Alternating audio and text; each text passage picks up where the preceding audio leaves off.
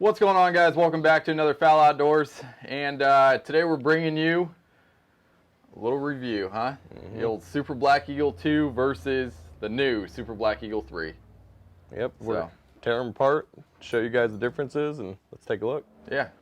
So I think right off the bat, let's just go with the noticeable differences of each gun. Figured we'll start from the stock and work our way forward, huh? Let's do it. All right. So right off the bat,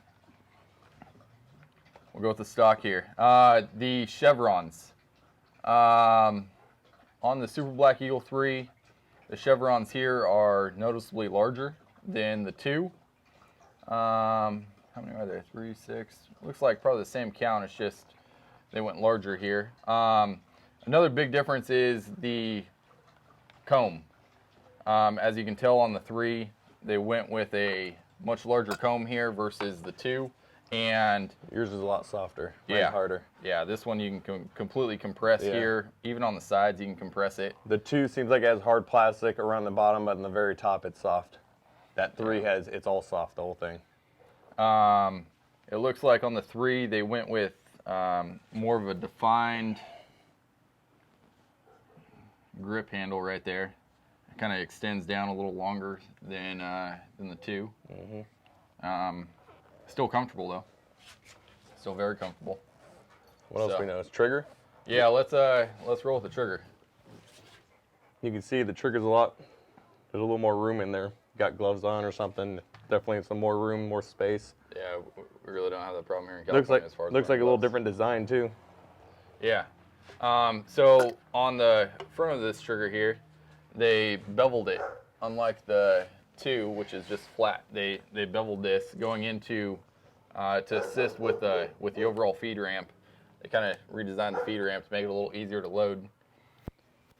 And then what else we got? Oh, we got the safety. We've got kind of what is that, like a triangular safety? Yeah. Versus just a round safety. Yeah, they both function good. That round one, I guess, is just a little smoother to grab onto than that triangle, but safety is safety. Other than that, it's fine. The trigger pin looks like it's in the same area. So let's move into the bread and butter of this gun here, the action. Now, the Super Black Eagle 2 was notorious for the Benelli Click. And they have upgraded the bolt in the Super Black Eagle 3s to more resemble like the Benelli ethos. Yeah. For you guys who don't know the Benelli Click, if you can see right here, watch the action. As I pull back, if you put it forward without any force, it actually didn't engage all the way, and you can't even push it forward. As if you give it force, it seats in there more. So for whatever reason you happen to bump it out, and it doesn't seat, that's just going to click, where it gets hence its name, Benelli Click, and you're not going to actually fire anything right there. Yeah. It seems like they fixed that with this 3. Yeah, so with the 3 here, even if I try to manually lock this gun up, it just takes a slight bump. Yeah, it will still bump forward, rather than the 2 won't bump forward once it gets in that spot. There's no give. You can push as hard as you want, that's not going forward. Yeah, it has to come back in a full action cycle. Yeah, I mean, you breathe on that thing and it goes into place. Yeah. So they added an extra detent spring here in the 3 to help that bolt engage in the battery, which is huge. Yeah. Another thing we noticed, I mean, my gun is I don't even know, 5 years old, 6, I don't know. Anyways, my gun's been used. This is brand new. His whole action and everything is a lot smoother than mine. Mine still takes a lot more pressure. And I mean, you've had thousands of rounds. Yeah, thousands. And you could just tell the action over here is a lot smoother. It cycles a lot easier, a lot less effort. Yeah. Another thing that jumps out is the actual bolt release. So on the Super Black Eagle 2, you have just a very small bolt release here. You know, and it's, I don't know. I mean, is that tough to push at times? Yeah, it is, at least on mine. I don't know if they're all like that. I assume they're all the same, but I know mine actually takes a good amount of force to get that to engage.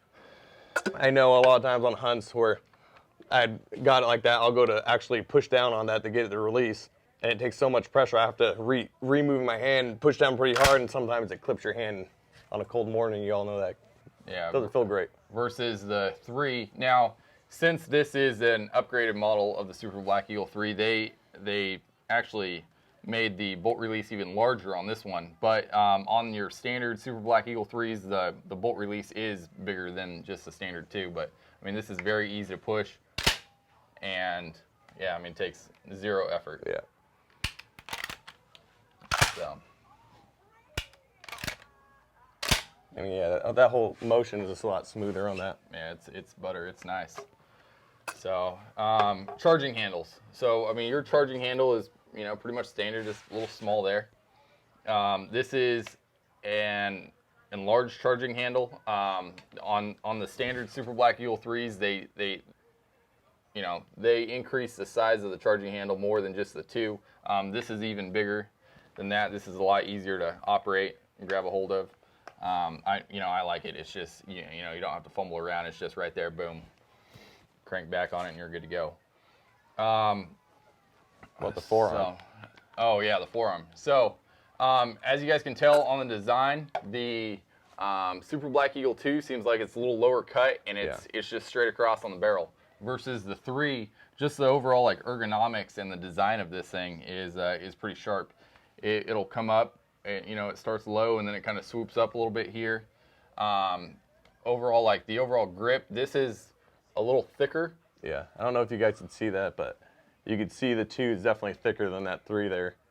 And I guess that depends on what you guys like, but I know me grabbing both of these, I really like the shape of that 3. I mean, I don't have small hands, but I like a gun that isn't big and bulky, something that is very slender, very sleek to where I can grab a hold of it. I remember when I was trying to decide what gun I wanted when I bought this Super Black Eagle 2. That was one of my nitpicks too, and I remember the 2 was pretty narrow compared to some other guns I was grabbing, but somehow this 3, they made it even narrower, which I really like. I like the way that fits your hand. Yeah. So then let's go magazine cap.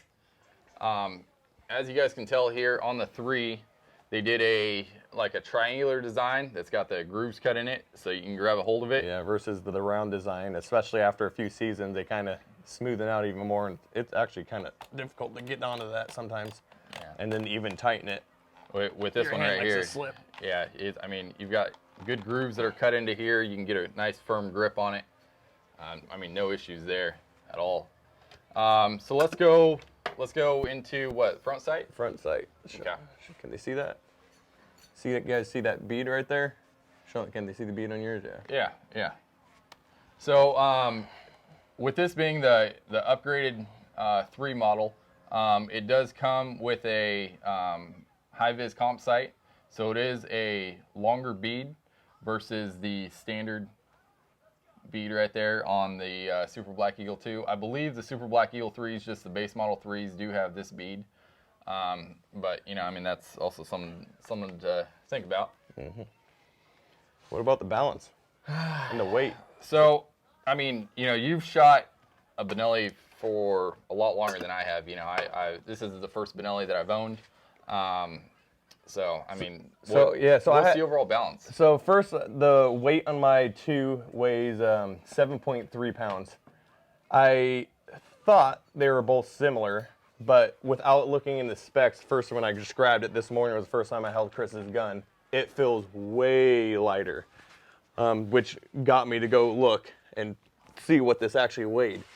The specs on the Super Black Eagle 3 say it weighs 7.2 pounds, so there's not a big difference there. But you're talking 1 ounce. But yeah, but like I said, it feels a lot lighter. So I don't know if they redistributed some of the weight or something, but this gun feels a lot lighter than the 2. And one thing I noticed when I grabbed it immediately is when you're swinging up, the back actually wants to kick right into your cheek. And I guess it depends on the type of shooter you are, if you like that or not. I love that. My 2 did that when I compared it to other ones, but this 3 does it even more. And then when I started comparing the 2 right next to each other, if I had to describe it, I don't know if it's true or not, but just from my own feel, it feels like there's a little more weight on the back of my 2 compared to Chris's 3. It feels like they had put a little more weight in the front. So therefore, it's actually kicking up the rear into my cheek every time. And I have a tendency when I throw up too quick to where my shots, I'm going to exaggerate it here, but a lot of my bad throw-ups, I'm shooting like this. And this gun will actually change that because that rear kicks up every single time I throw it up. So the weight difference, it feels like there's a little more weight in the front on the 3 compared to the 2, and the 2 seems like there's a little more weight in the back. I like it. Yeah. I don't know. I guess we'll see. Time will tell. But no, I mean, this shotgun does shoulder very well. Yep. You know, it comes up every time. You know, you can do the blind test. That's a big thing that I look at when I'm buying a shotgun. You know, it's not necessarily what the brand is or who makes it. You know, I'm gonna grab a shotgun off the shelf. I'm gonna close my eyes, and then I'm gonna pull the gun up to my shoulder with my eyes closed, and I'm gonna open my shooting eye, and I should be looking directly down the sight. You know, it shouldn't be off a little bit. You know, I should be able to close my eyes, pull up, shoulder, open my eye, and be completely lined up. Yep. I suggest everyone does that too when you pick a gun. Don't pick just because it's a Benelli. Don't pick because it's a Beretta. Grab a bunch of guns and just start throwing them up. Keep your eyes closed and see which one feels best to you. Make your decision off that. Yeah. What else do you have on your gun compared to other people's? What about your finish compared to mine? Yeah, so as you guys might know if you guys watch our prior videos, the reason why this gun was so expensive is the Seracote Finish. You know, that's one of the big standout things on it. This finish right here is supposed to be rust-proof, scratch-proof, basically crisp-proof. Hopefully, we'll see. But it's a nice, durable finish. Rob Roberts, Custom Gunworks, actually did the finish on these barrels and the action and everything like that. So, yeah, we'll see how it holds up. I do like a camo gun for the, you know, just for the fact that it hides scratches, it hides rust. You know, well, it's another protection on top of it too. Yeah, versus the black. There's another protection factor there that's going to protect against rust. It's got that hydro dip or whatever it is. But yeah, I mean, anything you can help protect a gun, you know, is more the merrier. You know, I made the mistake, you know, 5 or 6 years ago to buying a matte black shotgun, and which isn't bad, but it depends on where you hunt. We happen to hunt in areas where it didn't work out for Chris at all. Yeah, no. I mean, taking that gun through the Delta and the rivers and everything like that, yeah, that matte black finish did not hold up well. So, you know, I wish I would have gone with a camo gun, but it is what it is. You know, when this gun came out and it had the Seracote finish, I was like, boom, I'm getting that. I mean, realistically, this coating right here should hold up even better than a hydro-dipped camo gun. All right, so you guys want us to break them down? We're going to show you guys what they look like. We're going to break down. We'll leave the trigger assembly inside still, just because that's a little more work to pull it out. But we'll show you basically if we're in the field and we had to break it apart, what everything looks like. Yeah. All right, let's break them apart.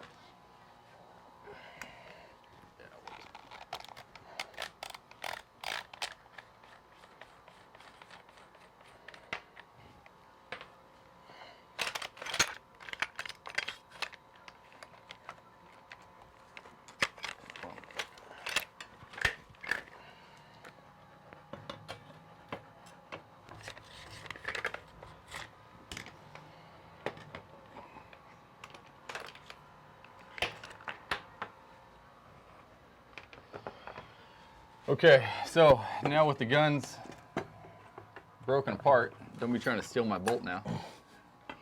I know you.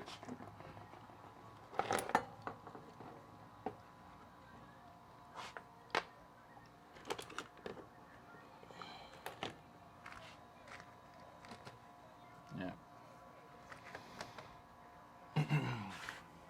All right, what looks different? So let's just start with the barrel. There's a little cut design different on the back, but they look pretty similar. Huh? Yeah, I mean, everything as far as springs go and all that, I mean, everything looks the same there. Yeah, it looks like there's a little cut difference on the back, but it looks pretty similar. So if you guys can tell, on the 3s, they went with more of like a I don't know, almost like a beveled type, like almost like a 45-degree cut where it seats into the lower receiver right there, versus the 2, which is just cut at a 90. So I mean, they changed that design there. Other than that, they look very similar. Forearm. Yeah, forearm. I mean, we already pretty much covered that, but if you want to go kind of side by side, I'm actually curious. Yeah, the 3 is a lot slimmer. Look at the rear. Yeah.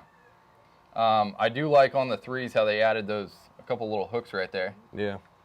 Seems like they spent a little more time on, and whether it be good or bad thing, seems like they spent a little more time on all the parts that actually connect a little better, maybe seat a little better when the gun's put together. I know there's a little play in my gun after I assemble everything. I can kind of move stuff around, not a lot, but there's some play. I don't know if the 3's like that or if it's a solid piece. It felt pretty solid to me when I grabbed it. Yeah, but it's solid, and then with those things in there, I think they really... Yeah, they bite and hold down. Yeah. Go in there. I mean, for the most part, I mean, that's still just a forearm, but I mean, they're pretty similar if you look at the insides. Same thing, slides over. And yeah. So, I mean, yeah, magazine caps, you can definitely see the difference there. actually feels like it's made out of something different. Feels a little, I don't know, a little heavier, denser plastic, I guess. Yeah, I guess it feels like that. Anyways, there's the difference. Yeah. There's that. Yeah, if we go into bolts, I mean the bolts honestly look very. No, not really. So I mean the bolts are similar. They're. How are you gonna try to? Seems like Maybe. Seems like it seated in there pretty well. Are they the same length? No, it looks like yours is a little longer, doesn't it? No? No, they're exactly the same. Yeah. It looks like the bolts could be even interchangeable. They look pretty similar. Yeah. The little retaining pin that holds the firing pin is in a different location. But other than that, it's pretty close. What's the bottom of it look like? Exactly the same? Grooves are cut the same. You have a pin right there. Yeah, I've got an extra pin on the bottom here versus the 2, but other than that, they're pretty similar. So let's go into Same length, yeah. yeah, close. Oh, with internals. Internals are fairly similar. Yeah. Well, like I said, it's just overall cut, design. Yeah, so it looks like the main difference is the cut. You guys can see. I know I have an upgraded trigger in mind, but that just came with the extras of it. But I mean, other than that, they look pretty much identical. Yeah, I mean, they both have the ease breakdown that Benelli's known for. You saw how easy that was, just pulling both apart. Yeah, I mean, so that's the differences that we're seeing. That's how we like them. I like that 3. If I didn't have the 2, I'd be all in on this 3. But yeah, I mean, you've already got a top of the line shotgun. yeah, So. I mean, if I happen to come across some extra money enough to purchase one of these, I'd make it. It'd be hard for me to pull the trigger on when I already have a gun that's fairly similar and it works just fine for me. Yeah. But if I were to do it over and I had my choice between these 2, there'd be no question I'd be getting this 3. It just feels a lot smoother. That bolt action, that Benelli Click issue is huge. That it's not locking like the 2 does.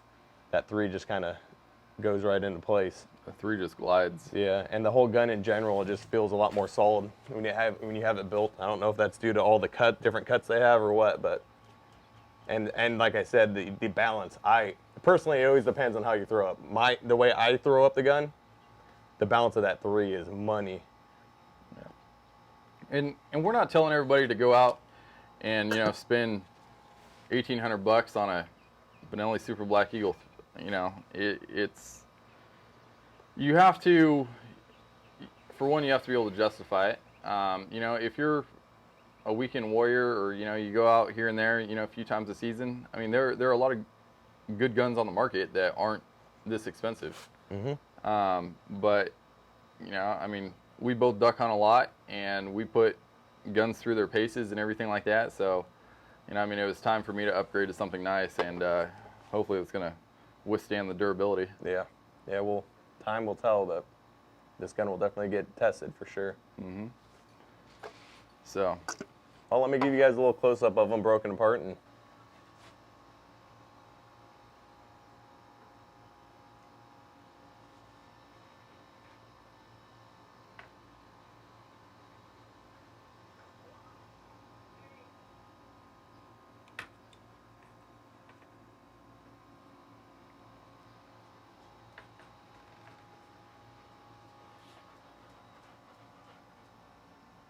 all right, guys, thanks for tuning in to another Foul Outdoors. Hope you enjoyed this. Hope this helped you guys make some sort of decision, or hopefully you just enjoyed watching to see what the differences were. If you could do us a huge favor, hit that like button, comment below. That helps out as well. If you have any questions, let us know. We'll answer them back. And please hit subscribe, and we can keep this content coming. You got anything, Ed? no, just share the video. Share the video on, you know, social media or with your friends, and hopefully it helped you guys make a decision on a new shotgun if you guys are in the market. Yeah. So. Come take a look at Instagram, Facebook, FAL Outdoors, FAL Outdoors.